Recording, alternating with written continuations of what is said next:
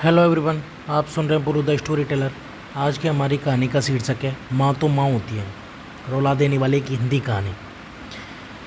Hello माँ, मैं राजू बोल रहा हूँ। कैसी हो माँ? मैं ठीक हूँ बेटे। ये बताओ तुम और बहू दोनों कैसे हो?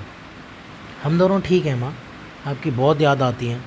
अच्छा सुनो माँ, मैं अगले महीने इंडिया आ रहा हूँ तुम्हें लेने। क्या? हाँ माँ, अब हम सब साथ में ही रहेंगे। नीतू कह रही थी माँ जी को अमेरिका ले आओ, वहाँ अकेली बहुत परेशान हो रही होंगी। हेलो, सुन रही हो माँ? हाँ हाँ बेटे। बूढ़ी आंखों से खुशी की अश्रुधारा बह निकली। बेटे और बहू का प्यार नस नस में दौड़ने लगा।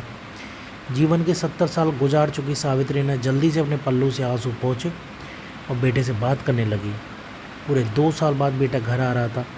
बूढ़ी सावित्री ने मोहल्ले भर में दौड़ दौड़ कर ये खबर सबको सुना दी। सब खुश थे कि चलो बुढ़ापा चैन से बेटे और बहू के साथ गुजर जाएगा। राजू अकेला आया था। उसने कहा कि माँ, हमें जल्दी ही वापस जाना है, इसलिए जो भी रुपया पैसा किसी से लेना है वो लेकर रख लो, और तब तक मैं किसी प्रॉपर्टी डीलर से मकान की बात करता हूँ। मकान? माँ ने पूछा। हाँ माँ, अब ये मकान बेचना पड़ेगा, वरना कौन इसकी देखभाल करेगा? हम सब तो अब अमेरिका में ही रहेंगे। बूढ़ी आंखों ने मकान के कोने कोने को ऐसे निहारा जैसे किसी अबोध बच्चे को सहला रही हो। आनन फानन और औने पौने दाम में राजू ने मकान बेच दिया। सावित्री देवी ने वो ज़रूरी सामान समेटा जिससे उनको बहुत ज़्यादा लगाव था। राजू टैक्सी मंगवा चुका था। एयरपोर्ट पहुंचकर राजू ने कहा, माँ तुम यहाँ बैठो, मैं अंदर जाकर सामान की जांच और बोर्डिंग और वीज़ा का काम निपटा कर आता हूँ। ठीक है बेटे। सावित्री देवी वहीं पास की बेंच पर बैठ गई। काफ़ी समय बीत चुका था। बाहर बैठी सावित्री देवी बार बार उस दरवाजे की तरफ देख रही थी जिसमें राजू गया था, लेकिन अभी तक बाहर नहीं आया।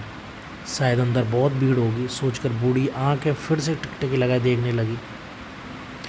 अंधेरा हो चुका था। एयरपोर्ट के बाहर गहमा गहमी कम हो चुकी थी। माँ जी, किससे मिलना है? एक कर्मचारी ने वृद्धा से पूछा। मेरा बेटा अंदर गया था टिकट लेने, वो मुझे अमेरिका लेकर जा रहा है, सावित्री देवी ने घबरा कर कहा। लेकिन अंदर तो कोई पैसेंजर नहीं है। अमेरिका जाने वाली फ़्लाइट तो दोपहर में ही चली गई। क्या नाम था आपके बेटे का? कर्मचारी ने सवाल किया।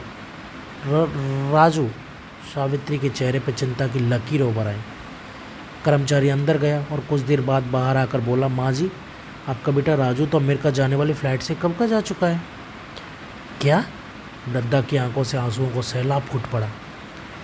बूढ़ी माँ का रोम रोम काँप उठा। किसी तरह वापस घर पहुँची तो अब बिक चुका था। रात में घर के बाहर चबूतरे पर ही सो गई। सुबह हुई तो दयालु मकान मालिक ने एक कमरा रहने को दे दिया। पति की पेंशन से घर का किराया और खाने का काम चलने लगा। समय गुजरने लगा। एक दिन मकान मालिक ने वृद्धा से पूछा, माँ जी, क्यों नहीं आप किसी रिश्तेदार के यहाँ चली जाएं? अब आपकी उम्र भी बहुत हो गई है, अकेली कब तक रहेंगी आप? हाँ चली तो जाऊँ, लेकिन कल को मेरा बेटा आया तो, या फिर कौन उसका ख्याल रखेगा? आँखों से आंसू आने लग गए। माँ तो माँ होती है। आपको हमारी कहानी कैसी लगी हमें कमेंट सेक्शन में ज़रूर बताएं। Thank you.